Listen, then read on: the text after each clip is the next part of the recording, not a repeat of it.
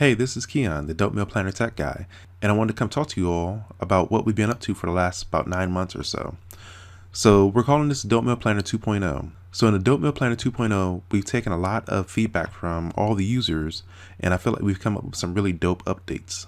So I want to talk about what's new in the Dope Meal Planner. So we have a whole new user interface that's completely mobile friendly that we can't wait to show you all. So we listened to all you all's feedback, and you all talked about how you wanted meal plans every week. So now we've incorporated meal plans of the week, and I'll talk about that a little bit more later. We've also incorporated previous meal plans.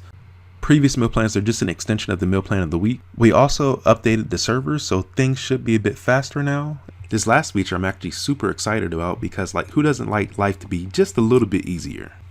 So we are beta testing grocery delivery and grocery pickup services with the new version of the Dope Meal Planner 2.0. So let's talk about the new user interface. I'm super happy to talk about this because this kind of took a lot of tweaking, but I felt like we finally got it to a point where we really like it. We focused on making the meal planner more mobile friendly. We still have the 7-day meal plan layout, but as you can see, we made a 2-column design now. So you can add breakfast, lunch, dinner, and snacks more efficiently from your favorite device. We also updated the look and feel of the recipes section. Each recipe flows a lot better now.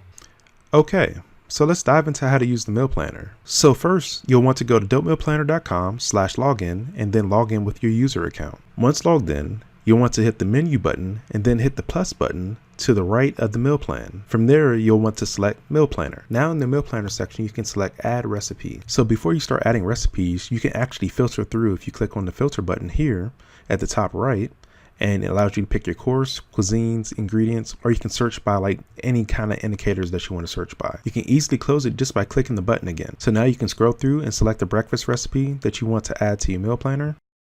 And now that you selected that, you can also go ahead and add a lunch recipe.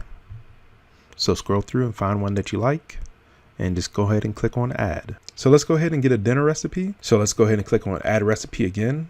Let's see, the asparagus fajita enchiladas look good. Oops, we already picked that again. That's okay, no problem. We'll just click on the replace button. And once we click on the replace button, we'll go ahead and find a recipe that we like. We actually wanted to get the baked lasagna. That's actually really good. So we'll go ahead and hit replace, and now we've added that to the meal planner. And now to round this out, we just want to go ahead and add a snack. So let's go ahead and click on add recipe again. And the almond cheese looks really good. So let's go ahead and add that. And now that we've added that, we got day 1 all completed. So you know what?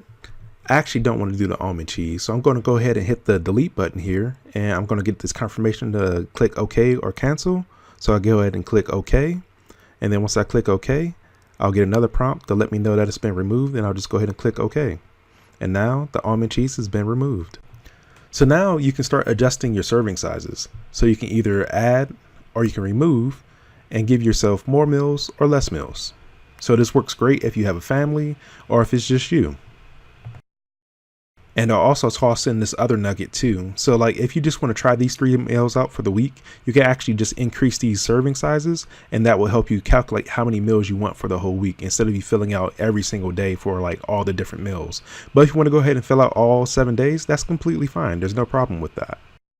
All right, so now that we got our meals figured out for the week, we're going to hit the blue and green arrow at the bottom right, and that will take you all the way down to the bottom of the meal planner. And doing this will give you more options for the meal planner. So you can print your recipes. So this is helpful so you can actually print out the recipes and use them in the kitchen while you're cooking the meals. So the print plan button allows you to print out the recipes so you can actually take a look and see what you're actually eating this week at a quick glance. So you can put this up on your fridge or maybe in your office at work. So you'll want to go ahead now and click on generate shopping lists and then click on the checkbox. And then once you click on the checkbox, you'll get your ingredients and your quantities. So we always suggest shopping at home first. So go through your pantry and figure out what you do and what you don't have.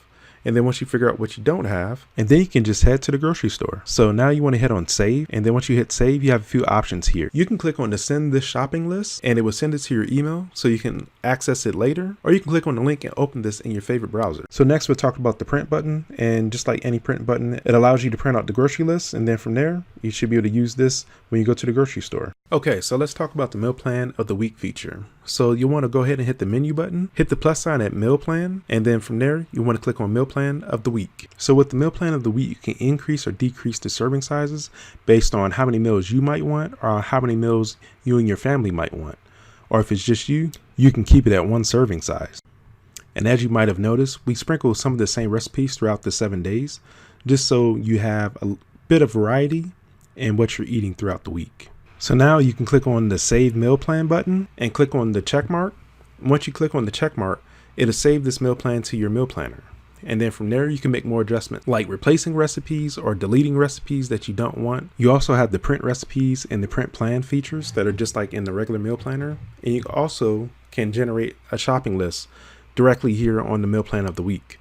So you go ahead and click on generate, and from there, you can just go ahead and start figuring out what you want to get from your pantry at home or what you want to get from the grocery store. So let's talk about previous meal plans. So you want to go to the menu button, click on the plus sign to the right of meal plan, and then click on previous meal plans. This will display all the previous meal plans that will start to accumulate, so you can go back and try some of your favorite meals. So you select one of the previous meal plans, and from there it's just like using the meal plan of the week or the meal planner. You can increase or decrease your serving sizes, or scroll all the way to the bottom and save the meal plan and then make adjustments as you please. So we wanted to make the Dope Meal Planner a better experience. So what we did was moved everything over to faster servers to make life a lot easier. So last but not least, let's talk about the feature that I'm super excited to talk about, and I hope you all have been excited to learn about. So what we've done is integrated grocery delivery and grocery pickup. So this should allow you to grocery shop a whole lot faster, either going to get the groceries or either having the groceries delivered to you. So if you haven't noticed, there's an add to cart button after you generate your shopping list, or when you're on any of the recipe pages. So when you click on add to cart, so you will be taken to a screen that will ask you for your zip code. Once you enter in your zip code, you'll be presented with different options for grocery stores that are available to you in your area. Then from there, you can start your grocery shopping experience with your favorite grocery store. But please do keep in mind, this feature is in beta, so we are still working the kinks out to make this a whole lot better.